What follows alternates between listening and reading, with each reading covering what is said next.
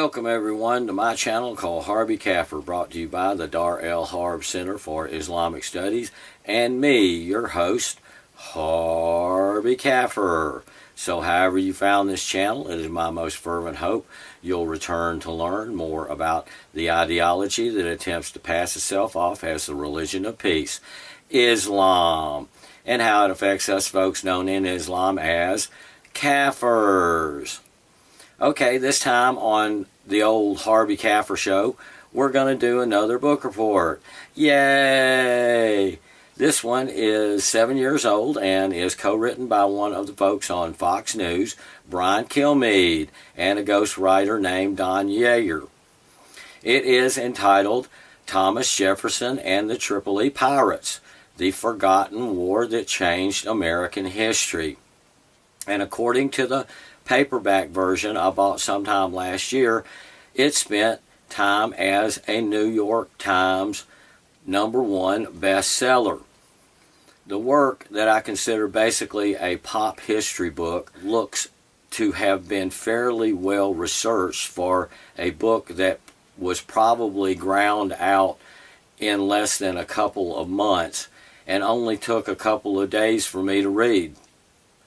And it was a pretty good read for what I consider a pop history book, with adequate illustrations of important principles and maps of the regions pertinent to the story. Of course, that story is of the first encounter by the young United States of America of the New World with the Islamic jihadis of the Old World. Back around the turn of the 19th century, as the United States sought to find its place in the world of nations, the Islamic countries of North Africa, or Barbary Coast, saw a new non-Muslim victim from whom to exact jizya, in the form of tribute from the young nation's government for mostly unfettered passage through the eastern Atlantic Ocean and the Mediterranean Sea. America paid this humiliating jizya, as did other Christian European countries, until the dawn of the 1800s. By then, President Thomas Jefferson had put up with about enough of the maritime extortion he knew he would need to put down by force. Years earlier, in 1786, during a meeting he had with Tripolian envoy Sidi Haji Abdurrahman, Jefferson, then ambassador to France, was told unequivocally that in accordance with his holy book, the Quran, all nations which had not acknowledged the prophet were sinners, whom it was the right and duty of the faithful to plunder and enslave. Unfortunately, this is as far as the authors delve into the Islamic teachings. The only other Islamic doctrine mentioned in this book has to do with being enslaved, and that enslaved persons could end their enslavement by accepting the Islamic faith. Very few American sailors enslaved by their jihadi captors took this course of action. The few who did were considered renegades. One American sailor of Scottish origin used that very method to become a captain of a stolen Barbary ship. But the rest of the book is pretty much void of the why the four rulers of Morocco, Algeria, Tunisia, and Tripoli, which is now Libya, felt it was in their best interest to exact tribute and enslave Christian mariners from America and Europe. But if you fellow Kafirs have been watching by now, y'all know I can tell you. Surah 9, verse 29, fight against those who do not believe in Allah or the last day, and do not forbid what Allah and His Messenger have forbidden, and do not follow the religion of truth, even if they are among the people of the book, until they pay the jizya with willing submission and feel themselves subdued. but you won't find any Quranic verses in Thomas Jefferson and the Tripoli pirates. I don't even think they use the words jihadist or jizya in the whole book. I learned more about the why of the conflict with the Tripoli pirates in the half-dozen pages that address that subject in Raymond Ibrahim's Sword and Scimitar from 2018. And of course, both are much more in-depth than the 4 paragraphs or so in either of my old high school history books. So can I recommend this book, Thomas Jefferson and the Tripoli Pirates? Yeah, I guess.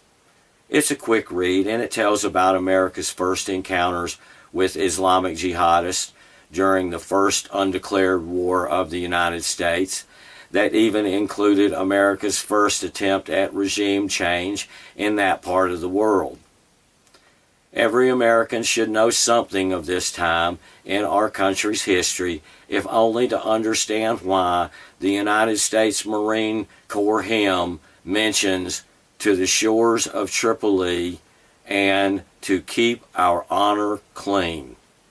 I also want to mention a pivotal character in the telling of the Tripolian Wars, Lieutenant Stephen Decatur, Jr. He was one of the naval heroes that came out of all of this, and namesake of a town I lived in growing up. I remember the local daily newspaper had a famous quote by Decatur on their masthead that went like this: "My country, right or wrong, but still my country." While researching this episode, I saw a 1950 John Payne and Maureen O'Hara flick called Tripoli, which is very loosely based on the mission that had the U.S. Marines making a land assault on Tripoli. I cannot recommend it. It makes the old big Hollywood mistakes of having the Marines charge in on horseback like cavalry, wearing the wrong type of uniforms for the period. But they did get the 15-star, 15-stripe flag correct. So if you run across a copy of Thomas Jefferson and the Tripoli Pirates for cheap or at your library, check it out, especially if you like American history or you want to learn about just how long Americans have been fighting against Islamic jihadists. It's an easy read and a way for that conflict with Islam so long ago to not be forgotten. Speaking of forgotten, I almost forgot to explain one more thing with all this talk about Marines and America's first conflict with Islam, and that is this guy up here. This guy up here. And why he's on my bookshelf back here, he is my early 1800s Marine action figure, and he's got my 6. The first U.S. Marines to die on foreign soil were killed by jihadists, and the first time Old Glory was ever planted in victory on foreign soil was over a terrorist stronghold in what is now part of Libya. Well, that's enough for this episode of Harbi Kafir. Please leave your comments below, and remember, no Islam, my fellow Kafirs, so there is no submission. P.S. If Robert Spencer sees this, even without stupid infidels, we will always have Paris. Allah.